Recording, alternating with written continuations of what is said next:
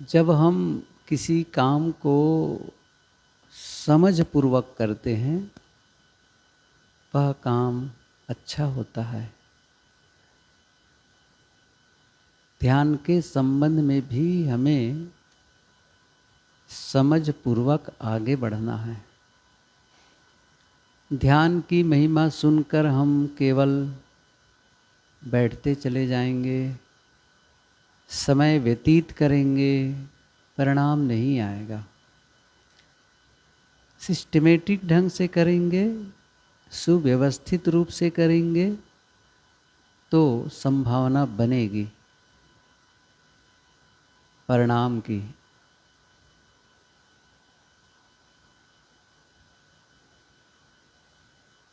सांख्य दर्शन का यह सूत्र है, ध्यानम निर्विष्यम मनः। योग दर्शन का सूत्र है, योगश्चित्त वृत्ति निरोधः।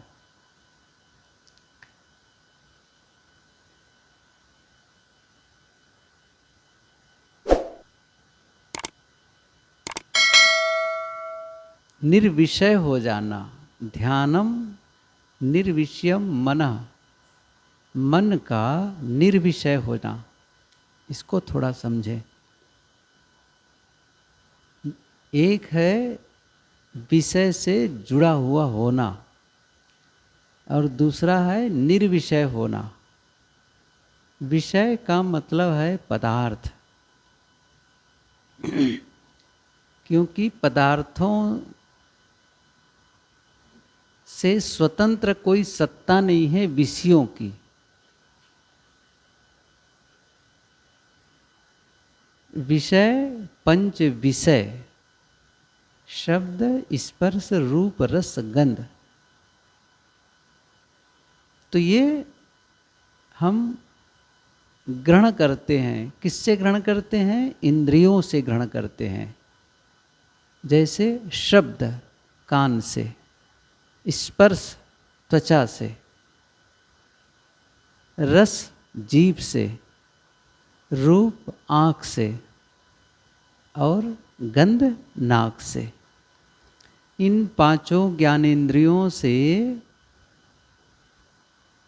हम विषयों को ग्रहण करते हैं। फिर यहाँ पर ये क्यों कहा गया कि निर्विषयम मनः? वस्तुतः होता क्या है कि इस समय हम आंखें बंद किए हैं, हाथ से कुछ छू नहीं रहे हैं, या त्वचा तो एक सबसे बड़ी इंद्रिय तो त्वचा ही है। एक पवन का स्पर्श आया तो भी स्पर्श ही है। जैसे मैंने अभी कहा कि भोजनालय के तरफ का फाटक बंद करो, वहाँ से भोजनालय से जो कुछ बन रहा है उसकी यहाँ सुगंधी आ रही है। अब नाक खुली है तो सुगंधी आ गई, तो वो ग्रहण हो गया। यहाँ का भाव यह है कि जब हम इन विषयों को ग्रहण नहीं कर रहे हैं स्थूल रूप से, लेकिन वे सारे विषयों का संग्रह वो कहाँ है? हमारे अंतस में है, इकट्ठा है। और वो सब चीज़ें फिर से याद आने लगती हैं, फिर से वो जुड़ाव होता है उसी रूप में जिस रूप में इंद्रियों से हम संपर्क किए थे। वो सब कहाँ है? सब की यादगिरियाँ, सब के संस्कार भीतर संग्रहित है। मन का मतलब ही यही है। मैंने आगे और चर्चा हम करते रहेंगे मन के विषय में, क्योंकि मन ही तो साधना है हमको। मैंने कहा था ना, शरीर तो थोड़ी सी साधना करने पर आप स्थिर कर ही लेंगे। थोड़े दिन बैठेंगे और शरीर को साध लेंगे तो देर तक बैठे रहेंगे। न पैर बदलने की जरूरत पड़ेगी, न हाथ बदलने की, बिना हिले डुले देर तक बैठे रहेंगे। असली साधना है मन की। और ये मैंने पहले कई बार कहा ध्यान क्या है? मन की साधना। और मन की साधना जीवन की साधना है, ये ध्यान रखो। ध्यान क्या है? मन की साधना। मन को साधते हैं और मन को साध करके आप पूरे जीवन को साध लेते हैं। क्योंकि जीवन के सारे क्रियाकलाप का जो आरंभिक बिंदु है वो क्या है? मन है। यदि वह गड़बड़ है तो सब गड़बड़ होता चला जाता है, और वह ठीक है तो सब ठीक होता चला जाता है। वो कहना चाहिए बिगिनिंग पॉइंट, स्टार्टिंग है, वो शुरुआत है सारे कर्मों का। और इसके लिए वो सूत्र याद करो तथागत बुद्ध की, जो बहुत प्रसिद्ध है। उनकी जो पुस्तक है धम्म पदम, जिसमें 26 प्रकरण हैं, जिसको उन्होंने वग्ग कहा है। पहला ही प्रकरण है यमक वग्गो, जुड़वा वर्ग। अर्थ है कि पहला प्रकरण है, उसकी जो पहली गाथा है, पहली और दूसरी गाथा, ये सब की मैं अलग अलग एकदम से व्याख्या करूं तो सारा समय इसी में चला जाएगा। लेकिन मैं वो गाथा कहूँगा। मनो पुब्बगमा धम्मा, मनो सेठा मनोमया, मनसा चे पदुट्ठेन भासति वा करोति वा, ततो नम दुख मनमेति चक्कम व बहतो पदम। मनो पुब्बगमा, पुब्बंगमा का मतलब है पूर्वगामी। गमा गमन करे, पूर्व पहले। मन क्या है? मनो मन। पुब्बगमा किसका? धम्मा। मनो पुब्बगमा धम्मा, धम्मा का अर्थ है धर्म, और यहाँ अर्थ है कर्म। मन कर्म के पूर्वगामी है, पहले गमन करता है। कबीर साहब ने थोड़ा सा उसका रूप बदल कर कहा है, नैनन आगे मन बसे, पलक पलक करे दौर। पहले मन चला जाता है। जिस काम को अभी आप कर रहे हैं या जब भी किए हैं, उसके पहले मन गया। बड़ा सरल उदाहरण तो आप यहीं के लिए समझ सकते हैं। आप यहाँ आए, आपका शरीर यहाँ आया, लेकिन इसके पहले मन ने सोचा मुझे ध्यान साधना में जाना है। एक विचार आया, ये विचार शुरुआत है। अब ऐसा नहीं है कि आप यहाँ आने के बाद सोचे अच्छा यहाँ मैं कैसे आ गया, यहाँ के लिए सोचा ही नहीं था। ऐसा नहीं है। आप पहले सोचे, फिर उसे बोले, घर वालों से बात कहे, अपने मित्रों से कहे, या यहाँ वालों को बताए मैं भी आना चाहता हूँ या आना चाहती हूँ। घर वालों से बताए कि मैं वहाँ जाना चाहता हूँ। तो पहले हुआ मन, फिर शब्द निकला, और फिर एक्शन में आ गए आप और यहाँ पहुँच गए। यदि मन में ये होता मुझे नहीं जाना है, अब देखिए, तो आप क्या कह देंगे? किसी ने कहा तो आप ध्यान शिविर में नहीं जाएंगे? नहीं, मुझे नहीं जाना है, मैं नहीं जाने वाला हूँ। कुछ भी, या तो कुछ काम है, नहीं है, जैसे मेरा मन नहीं है, बस। तो फिर क्या होगा? मन ने सोचा नहीं, तो फिर बोला नहीं, तो आया नहीं। सीधी सी बात है। मन ने सोचा जाना है, तो बोला जाना है, फिर क्या हुआ? आ गए। कहाँ से शुरुआत हुई? मन से। बुद्ध क्या कहते हैं? मन पूर्वगामी। और उसके लिए मैं छोटा सा सूत्र बताता हूँ, शायद आपके ये काम के लायक हो, याद करने लायक है, कि विचार कार्य का पूर्वज होता है। विचार कार्य का पूर्वज है। पूर्वज का मतलब पहले जन्म लिया हुआ। कार्य के पहले आपका विचार आया। अब महत्वपूर्ण पंक्ति आगे कहते हैं वो, यहाँ तक तो बात समझ में आई, लेकिन वह विचार गलत है। मनसा चे पदुत्थेन, मनसा मन में इच्छाएं जो है प्रदुष्ट है, दुष्ट भाव वाला है, गलत भाव वाला है। मनसा चे पदुत्थेन भाषति, बोलता है, मन में कुभाव रख करके, गलत भाव रख करके भाषति बोलता है, भाषति व करोति वा, और करता है। मन में क्या भाव है? गलत भाव, दुष्ट भाव। और ऐसा दुष्ट भाव रख करके बोलते और करते हो तो परिणाम क्या आता है? ततो नम दुख मनवेति, दुख आपके पीछे लग जाता है। ततो नम दुख मनवेति, अनुगमन करने लग जाता है दुख। कैसे अनुगमन करता है? चक्कम व बहतो पदम, बैलगाड़ी हम लोगों ने देखी है। बैल खींचता है, पीछे पहिए होते हैं। जैसे गाड़ी खींचने वाले, वाहन खींचने वाले जानवर के पीछे पहिया बिल्कुल पीछे पीछे चलता है। हम सभी बचपने में जानते थे, कभी कभी गाड़ी की लंबाई कम होती थी, बैल की लंबाई अधिक हो जाती थी कहीं कहीं, तो बैल के पीछे वाले पैर में पहिए की चोट लग जाती थी। छत्तीसगढ़ में उसको कहते थे चाक लगना। चाक माने पहिया, चाक लगना, चाक माने पहिया। उस पहिए से उसका पैर छिल जाता था पीछे। ये तो मैंने बचपने में देखा है। अब देखिए कौन खींच रहा है? बैल।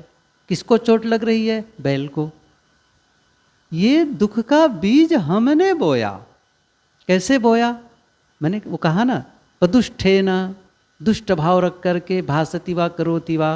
पहले मन में गलत विचार आया, गलत शब्द निकला और गलत कर्म हुए और आपके पीछे वह दुख लगा।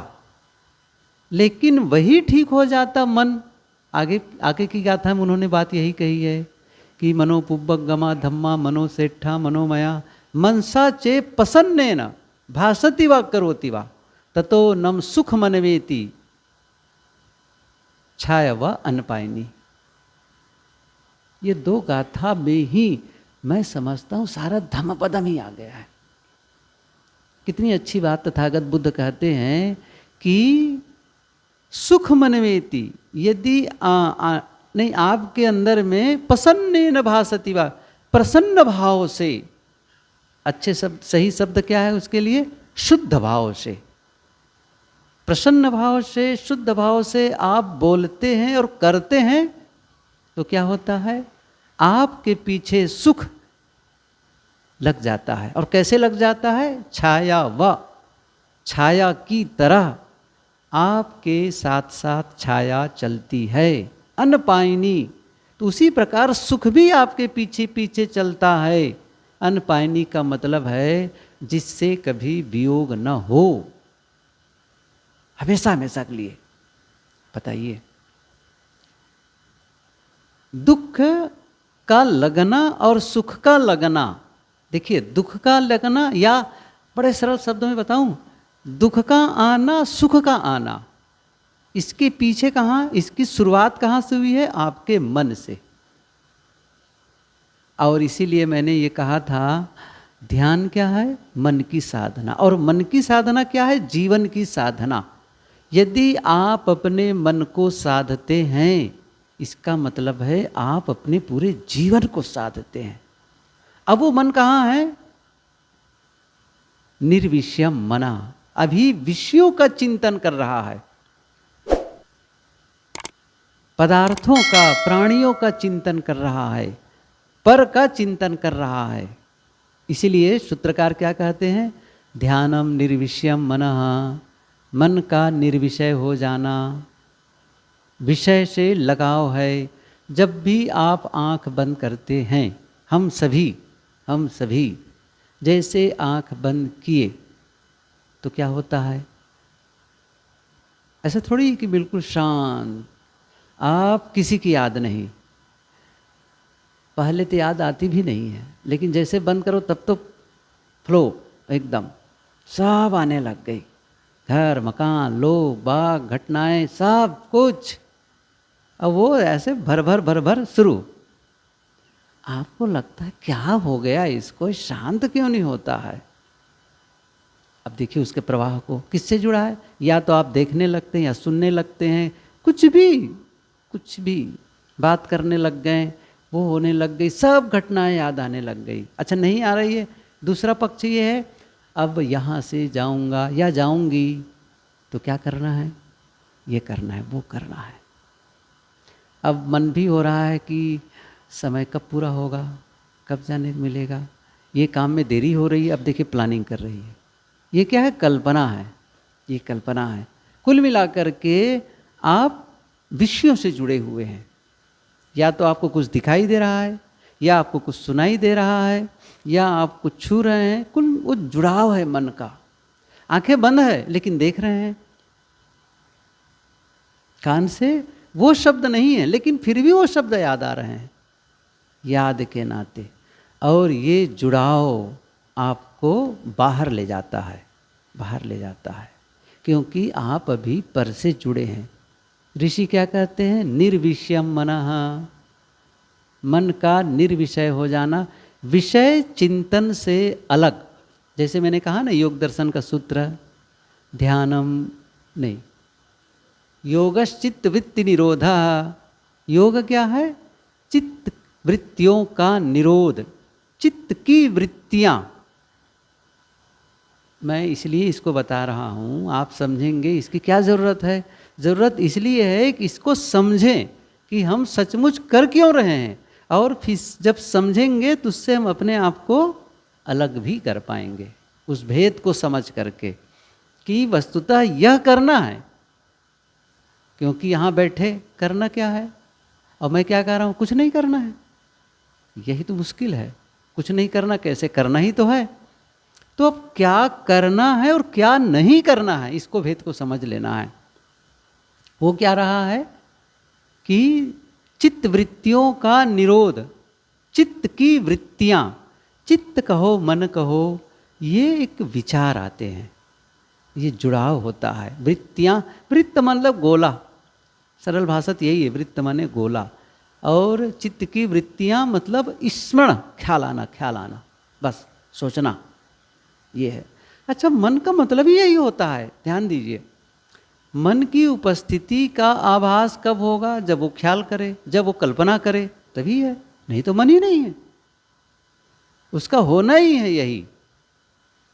क्योंकि वह, जैसे हम लोग कहते हैं ना, मैं ही कहा करता हूँ कई बार, शांत मन जैसा कुछ होता ही नहीं है।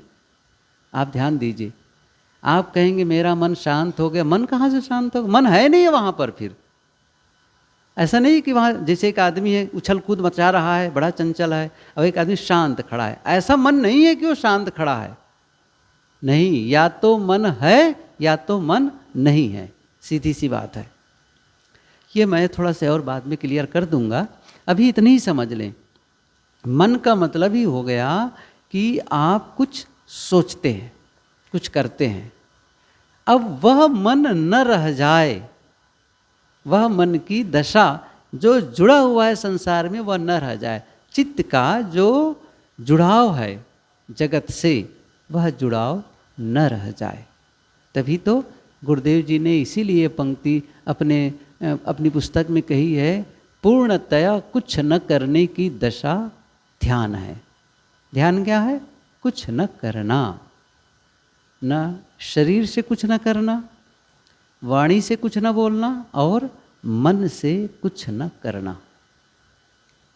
ये एक सिद्धांत है, कुछ न करना।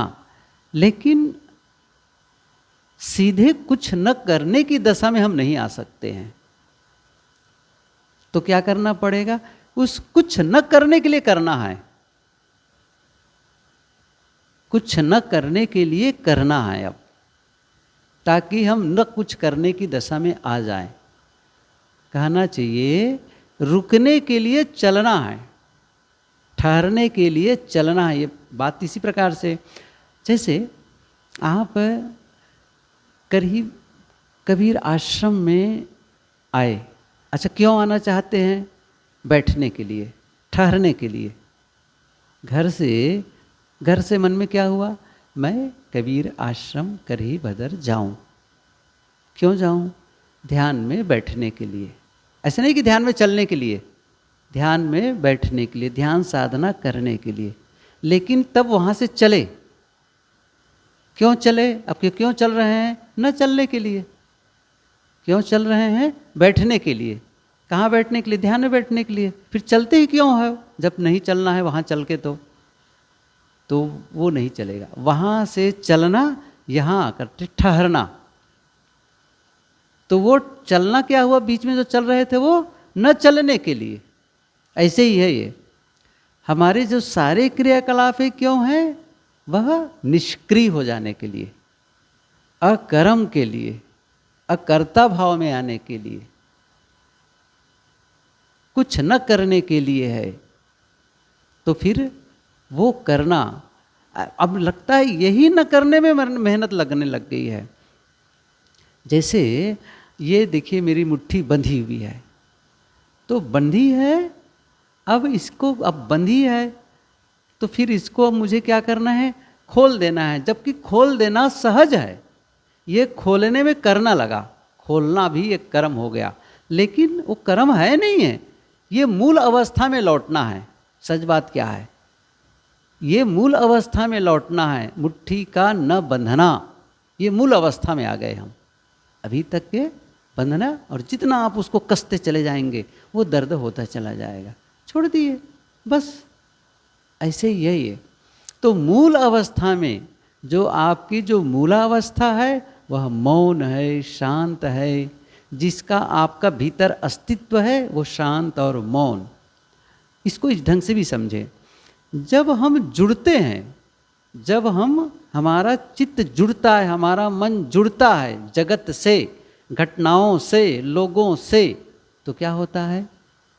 उस समय जो भी घटना घटी है वो घटना हम फिर से याद करके हमारा भाव जगत भी उसी रूप में बदल जाता है। हमारा केवल भाव नहीं बल्कि फिजिकली भी, केवल मेंटली नहीं, फिजिकली भी ऐसे ही इमोशंस क्रिएट होने लग जाते हैं। ऐसे ही हमारे भीतर से रसायन रिलीज होने लग जाते हैं।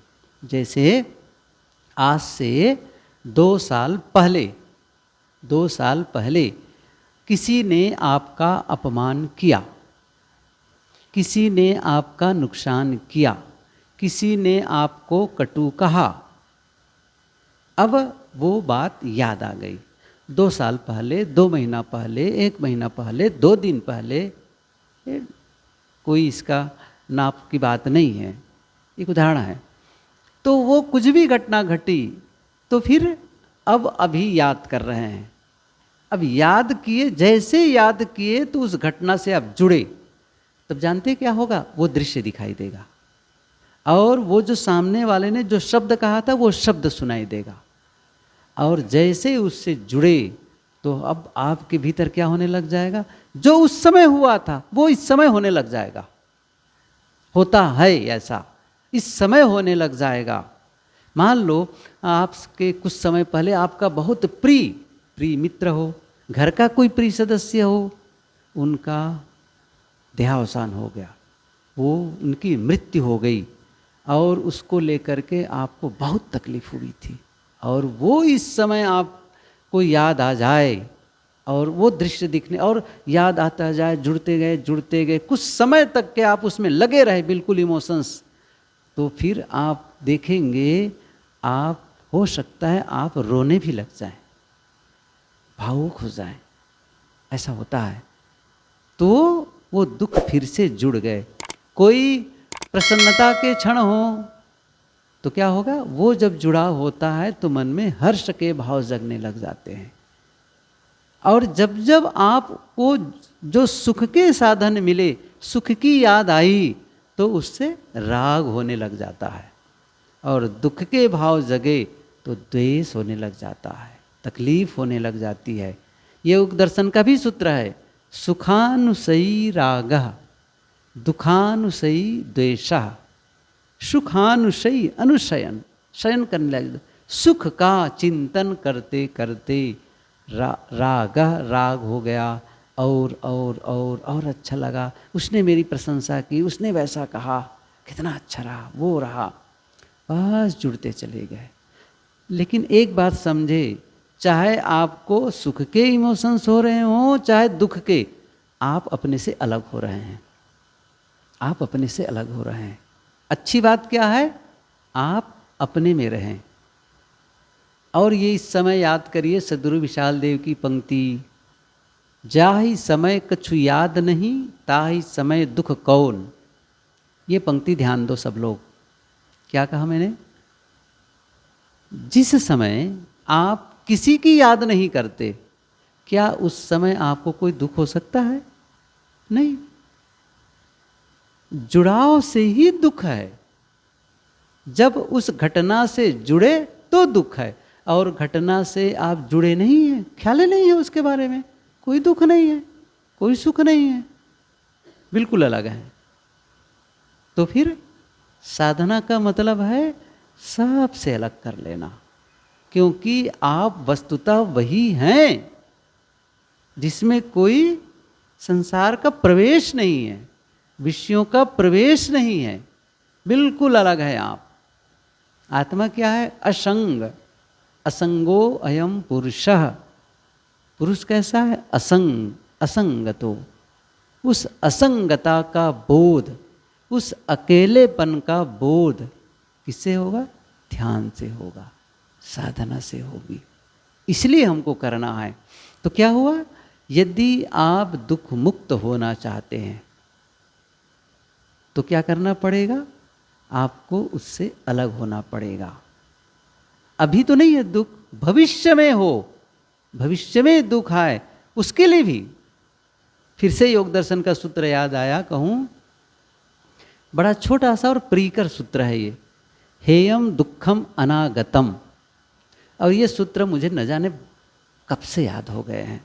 जब गुरुदेव जी योग दर्शन लिखे भी नहीं थे, पढ़ के हम लोगों को सुनाया करते थे, योग दर्शन के बारे में स्पीच देते थे, बोलते थे। उस समय से बड़ा प्रीकर सूत्र, हेयम दुखम अनागतम। जब गुरुदेव जी ये योग दर्शन का भाष्य लिख चुके, समय बीत चुका, तो कभी मैं योग दर्शन के विषय, योग दर्शन को मैं अपने संतों के बीच बोलता रहा, सुबह सुबह प्रयागराज इलाहाबाद में। तो कभी गुरुदेव जी का फ़ोन आया, कहाँ तक गए हो योग दर्शन में? ये सूत्र कहा, हेयम दुखम अनागतम। साहब हंसे, अच्छा वहाँ तक पहुँच गए? हाँ, हेयम दुखम अनागतम। क्या है इसका अर्थ? अनागत, आगत आया हुआ, अनागत जो अभी आया हुआ नहीं है। तो जो दुख आया नहीं है वह त्याज्य है, हेयम त्याज्य है, दुखम दुख, दुख त्याज्य है। कौन सा दुख? जो आया नहीं है। इसका क्या मतलब है? अरे जो आया ही नहीं उसको कैसे त्याग करोगे? इसका मतलब तो यह भी हो गया, उस दुश्मन को भगा दो जो अभी आया नहीं है। कैसे भगाओगे जो आया नहीं है?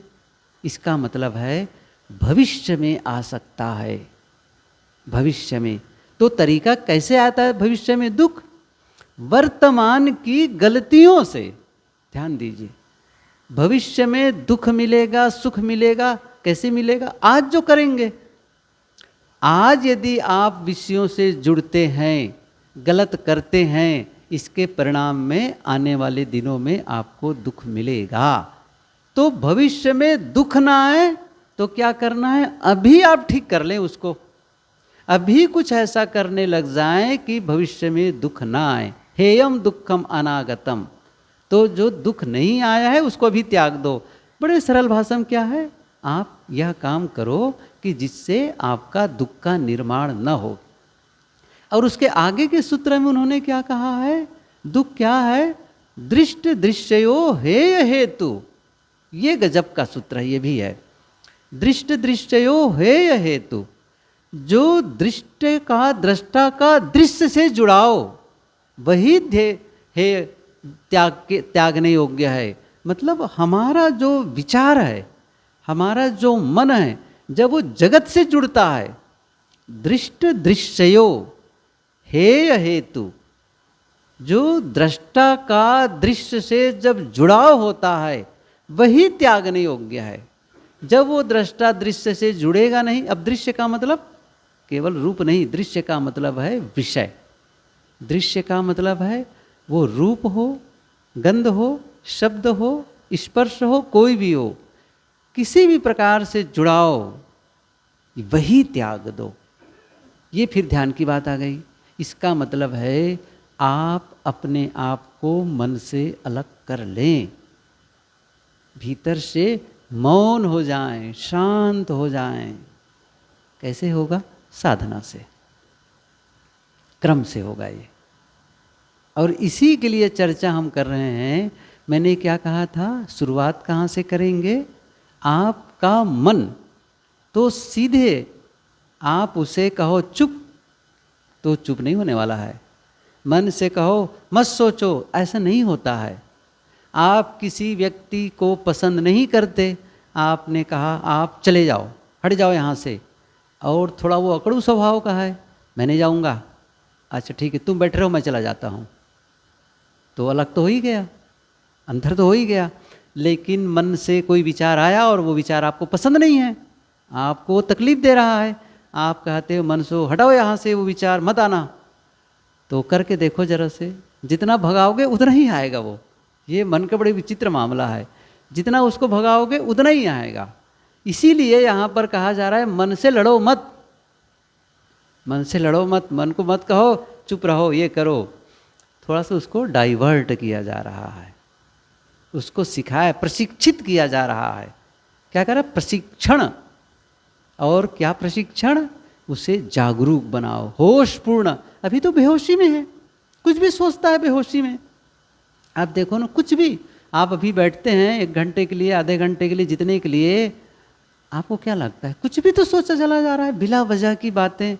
आप यदि प्रश्न करें अच्छा इस समय क्यों सोच रहे हो उसको, क्या कहेगा? कोई मतलब ही नहीं है सोचने का। मान लो यहाँ बैठे हैं, अब घर के बारे में याद कर रहे हैं, चौका बर्तन की याद आ रही है, गाय बैल की याद आ रही है, लोगों की दुकानदारी की याद आ रही है, रिश्तेदारी की, अभी तीजा में क्या क्या हुआ, किन किन से मिले थे, क्या क्या पकवान के, सब याद आ रही है। अब तो बीत गया ना, गड़े मुर्दे क्यों खोद रहे हैं, लेकिन मन खोद रहा है। उसे कहते भाग जाओ, नहीं भागता है। अब इसीलिए उसको डाइवर्ट करना है, इसीलिए उसको प्रशिक्षित करना है। क्यों कर रहा है? बेहोशी में कर रहा है, सब होश में नहीं है। जैसे होश में आए, क्या कर रहे हो? वो चुप हो जाएगा, शांत। ये हम आगे करेंगे। अभी क्या कर रहे हैं? विचारों, मन से कहा गया श्वास को देखो, मन से कहा गया श्वास को देखो। अभी क्या देख रहा है? दुनिया देख रहा है। दुनिया मत देखो, श्वास को देखो, सीधी सी बात है। श्वास को देखो, यहाँ आ जाओ। अभी बाहर है, अभी कहाँ चला गया है? गांव में चला गया, घर में चला गया, दुनिया में, वो पता नहीं कहाँ कहाँ चला गया है। कहाँ कहाँ? अरे वहाँ जाओ, इधर उधर, यहाँ आ जाओ। कहाँ आ जाओ? जहाँ हो वहाँ आ जाओ। कहाँ हो? यहाँ बैठे हो। तो कौन है माध्यम आने का? सांस। क्योंकि सांस आप कहाँ ले रहे हैं? ऐसा थोड़ी कि सांस आप यहाँ बैठे और घर में सांस ले रहे हैं, ऐसा नहीं होगा। ऐसा नहीं कह सकते कल तक मैं सांस लेता रहा, ऐसा भी नहीं है। सांस कब ले रहे हैं? अभी ले रहे हैं, सीधी सी बात है। सांस अभी प्रेजेंट मोमेंट में वो है, सांस का आना जाना, लेकिन हमें पता ही नहीं चलता है सांस कब आ रही जा रही है। वो निरंतर की घटना है, हर समय घट रही है, लगातार सांस आना जाना, आ रही है जा रही है, आ रही है जा रही है। अब इस घटना को हम ख्याल नहीं किए हैं। अब उसी को जानना, ये क्या हुआ? होश को जगाना, अवेयरनेस, जागरूकता का विकास। मैं थोड़े में कहूँ तो क्या हो जाएगा? जागरूकता का विकास। ये जो सांस देखने का मतलब जागरूक होते हैं, होश में आते हैं। और ये होश में आने लगेंगे तो विचारों को भी आप देख पाएंगे। तो प्रारंभ तो यहीं से करना होगा, प्रारंभ यहाँ से करना होगा। किससे? श्वास को देखेंगे। श्वास की साधना इसलिए जिसको कहा गया क्रिया योग, ये चीज़ सारे सूत्र बहुत ही प्रियकर होते हैं योग दर्शन के। कभी आपको अवसर मिले तो पढ़ें आप। ये तो क्रिया योग बात आई है वहाँ पर कि कैसे वह क्रिया जो योग में सहायक हो तो वो करना है। तो ये क्या है? स्वर योग। क्रिया योग के कई अलग अलग आधार दिए हैं। स्वर योग, दृष्टि योग, बिंदु योग, नाद योग, साकार योग। सब कुछ झंझट छोड़ो, कितने मुलझे रहेंगे। सीधी सादी बात है, स्वर, श्वास, बस। जैसे मैं कहूँ कि साकार योग, साकार योग मतलब ये होता है कोई चित्र, किसी महापुरुष, जैसे कोई कबीर के उपासक हों तो क्या करेगा? कबीर साहब के चित्र की याद करेगा, या फिर अपने गुरु की याद करेगा। बुद्ध वाला बुद्ध की याद करेगा।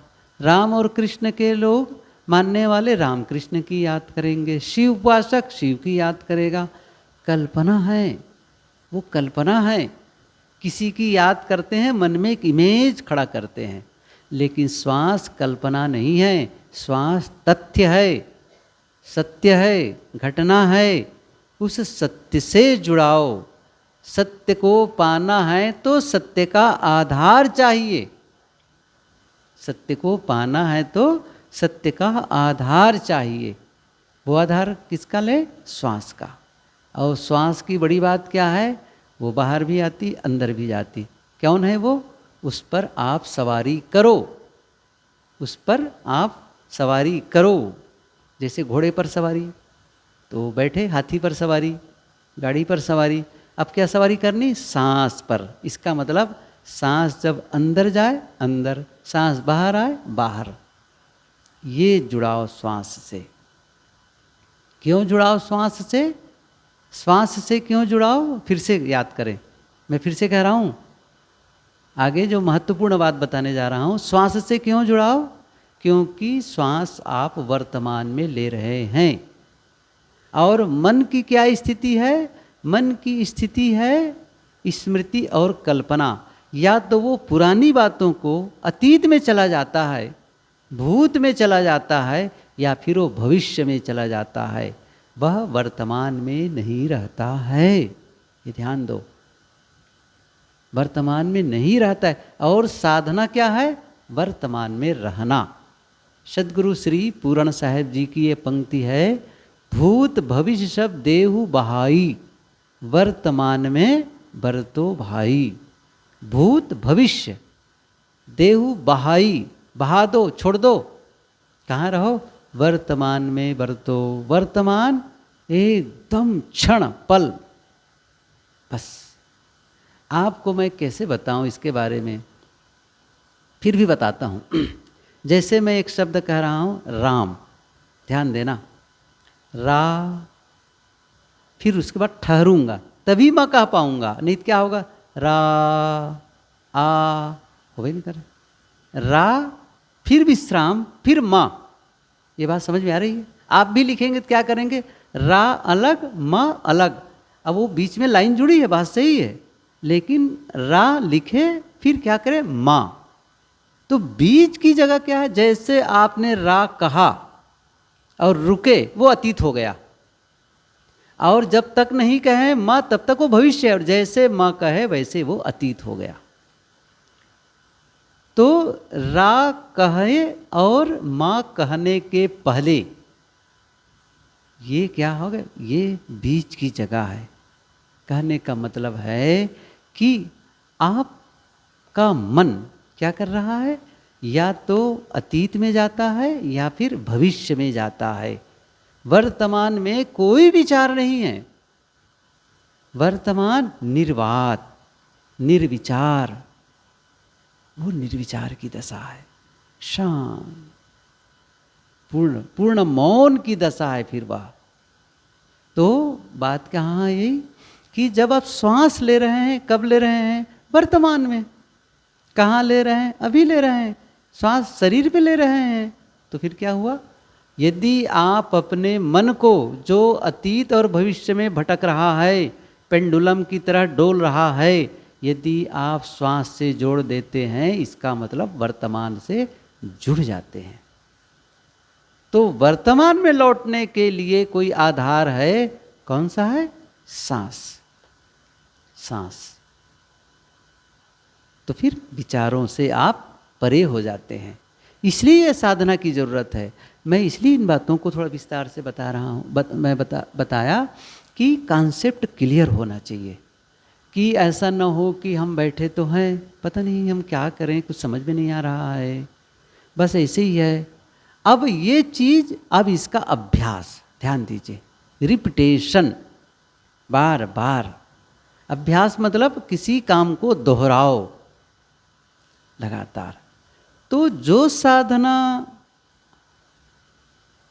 करके जो सरलता अनुभव करते हैं, कोई भी काम प्रारंभ में कठिन होता है, या मैं इसको इस ढंग से कहूँ, जिस काम को करना अभी आपको सरल लग रहा है, चाहे वो गाड़ी का ड्राइव करना हो, चाहे आपको रोटी बेलना हो, चाहे आपको कोई सिलाई मशीन चलाना हो, या आपको कोई पढ़ना हो, इंग्लिश पढ़ना हो, अंग्रेजी पढ़, कोई हिंदी, कुछ भी भाषा पढ़ना हो, लिखना हो, शुरू का ध्यान रखिए। शुरू में कितना कठिन रहा?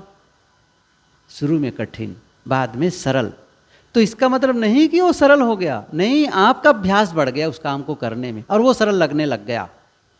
तो शुरू में शक्ति लगेगी ज़्यादा, लेकिन एक बार आपने वो काम जारी कर दिया तो शुरुआत में बहुत शक्ति की ज़रूरत होती है और बाद में फिर शक्ति कम लगती है। कैसे? उसको एक शब्द आता है स्टैटिक इनर्शिया, शायद पहली बार सुने होंगे। स्टैटिक इनर्शिया, स्थैतिक जड़ता, हिंदी में कह रहा हूँ। स्थैतिक मतलब, इसको मैं थोड़ा सुधारण से समझाऊँ।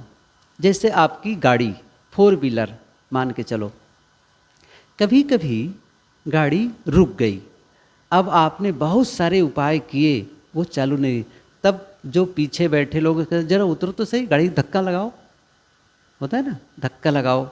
कभी कभी कहते नहीं ये धक्का प्लेट गाड़ी है, धक्का लगाओ तभी चालू होती है, तो धक्का लगाए। तो धक्का लगाने की शुरुआत में जो शक्ति लगी और एक बार जब वो ढकेल दिए तो फिर वो शक्ति पहले वाली नहीं लगेगी। वही है स्टैटिक इनर्शिया। स्टैटिक स्थिति में एक अभी अब जमी हुई है, वो जड़ता है स्थिति में। ऐसे ही हम लोगों की भी बात है, एक स्थिति में हम लोग हैं, ऐसे ही है। तो अब उससे थोड़ा सा उसको हिलाना है, क्योंकि अभी तक तो हमने कभी साधना की ही नहीं है। अच्छा की है तो कब की है? साल भर पहले जब यही ध्यान सिर में आए थे तब किए थे। साल भर करना चाहिए, 2 साल हो गए अब तो।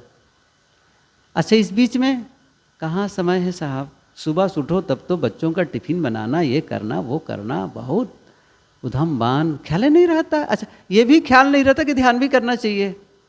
क्या करें, ध्यान का ध्यान नहीं रहता है ध्यान करने का भी ध्यान नहीं रहता है, क्योंकि जीवन का ही इतना ध्यान रखना पड़ता है, काम का ही इतना ध्यान है कि ध्यान का ध्यान नहीं है। इतना हम बिखरे हुए हैं, इतना, मतलब सबसे अंतिम में रखते हैं इसको, सबसे। अच्छा उस काम से छुट्टी पा जाऊंगा तो आ जाऊंगा। अभी मैंने एक से कहा आ जाओ चलो, कहें साहब अभी दवाई छिड़के वाले हैं घर के लोग, तो छोटे छोटे बच्चों को मुझसे रखवाली करना है, सबसे छुट्टी पाएंगे तब आएंगे। मतलब प्रायोरिटी में नहीं है ये, लास्ट में सबसे छुट्टी मिले तब आऊँगा, नहीं मिले तो बात खत्म। गजब है हैं? हाँ तब जब पूरी छुट्टी हो जाएगी तब कहेंगे ओ चूक गए हम, जो करना था वो करना ही रह गया। नहीं, अभी अवसर है, थोड़ा थोड़ा आप करते रहें, थोड़ा थोड़ा। तो वो पंक्ति याद करो कबीर साहब की कि कैसे है, नहीं, धीरे धीरे रे मना, धीरे सब कुछ होए, माली सींचे 100 घड़ा। अब वो पानी सींच रहा है घड़े से घड़े से, फल नहीं आ रहा है, लेकिन क्या वो सींचना बंद कर देता है? नहीं करता है। उन्हें पता है ऋतु आए फल होए। ऋतु आएगा, फल आएगा। अभी सींचना बंद कर दूंगा तो ऋतु आने पर भी फल नहीं आएगा, है ना। ऋतु आने पर भी फल, क्योंकि फल ही पेड़ ही सूख जाएगा। इसलिए सातत्यता, कुछ करते रहो, थोड़ा थोड़ा थोड़ा थोड़ा। तो यहाँ तो केवल प्रशिक्षण है, मैंने कहा भी था, यहाँ तो केवल प्रशिक्षण है, हर चीज का प्रशिक्षण है। वो सारे प्रशिक्षण हमको लेना है, यहाँ केवल समझ पैदा करनी है, और इस समझ को हमें वापस घर जा कर के उपयोग करना है। तो अभी थोड़े में मैं जितना कहा उसको समराइज करूं मैं, कि क्या है, कुछ न करना। अभी मन विषयों का चिंतन करता है, अतीत को स्मरण करता है, भविष्य की कल्पना करता है। उससे हमें लौटना है, वापस आना है। कहाँ आना है? अपने आप में, सीधी सी बात है। जहाँ हम हैं, हमारा घर, असली घर यही है, असली घर। और मैंने कहा भी था, बैक टू होम, घर की तरफ वापसी। अभी कहाँ है? बाहर, विषयों में बाहर भटक रहे हैं। वापस भीतर अंतस में आ जाओ। किसके माध्यम से? सांस के माध्यम से। तो बाहर से आप शरीर से शांत और वाणी मौन, मन से कहो शांत। न शांत हो पाते हो तो आप सांस के साथ जुड़ो, ताकि सांस की गतिविधियों के माध्यम से आप बाहर के जुड़ाव से आप अलग होंगे, डिस्कनेक्ट होंगे। और मैंने कहा था, साहेब की वाणी याद की थी, जाहि समय कछु याद नहीं, ताहि समय दुख कौन। जिस समय किसी की याद नहीं आ रही है, कौन दुख है? न दुख है न सुख है, सबसे अलग अपने आप में शांत और मौन, वो पूर्ण दशा है। आए, थोड़ा समय है, फिर से साधना करें। और ये अब क्लियर है। पहले क्या है? बैठना। कैसे बैठना? जिससे आपको आराम मिले, उस बैठक में बैठना, उस पोजीशन में बैठना। कोई कहता है नहीं, जो बैठना नहीं, मुझे खड़े खड़े अच्छा लगता है, तो खड़े रहो। बस ध्यान क्या रखो, गिरो मत, नहीं तो आपको तकलीफ होगी, दूसरे की भी हो सकती है। और बहुत खड़े होने का मन है तो बरामदे में चले जाओ, वहाँ खड़े हो जाओ। लेकिन बैठना अच्छा है, बैठना अच्छा है, ताकि कहीं नींद में गिर भी जाओ तो बहुत चोट नहीं लगेगी। तो बैठना अच्छा है। लेकिन कैसे बैठना है वो बताया, मैं बताया, सीधे, है ना, सीधा, कमर झुकी हुई न हो, सीधी कमर, रीढ़ सीधी हो, गर्दन सिर बिल्कुल सिधाई में हो। साथ साथ यह भी ख्याल करना है, तनाव रहित, पूरा रिलैक्स, आंखें बंद, आंखें बंद, बाहर के पट बंद कर अंदर के पट खोल। ये इंद्रियों का जो फाटक है बंद कर दो। तो स्थूल फाटक तो आंख वाली पलक है, उसको बंद करो। कान से कुछ सुनने की चेष्टा ना करो, जो आवाज आ जाए उसको स्वीकार करो, एक्सेप्ट, उसका विरोध ना करो, एक्सेप्ट करो, स्वीकार भाव। सांस आती है जाती है, बस शांत। इस भाव के साथ मैं ध्यान में प्रवेश करके रहूँगा, मैं कर सकता हूँ। और कुछ नहीं चाहिए कि भाव दशा, मुझे कुछ नहीं चाहिए, पूर्ण निष्काम शांत। आंखें बंद रखो।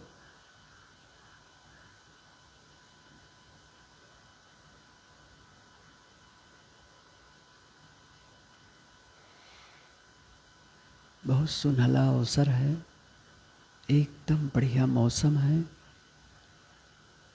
प्रकृति की पूरी अनुकूलता है, शांत वातावरण और भीतर मौन शांत, कुछ नहीं चाहिए, शांत। पूर्ण मौन, शांत, एकदम सन्नाटा हो, शांत। मैं अकेला हूँ, महसूस करें सभी, मैं अकेला हूँ, शांत हूँ, पूर्ण निष्काम अवस्था, कुछ नहीं चाहिए, सबसे अलग, अपने आप में शांत,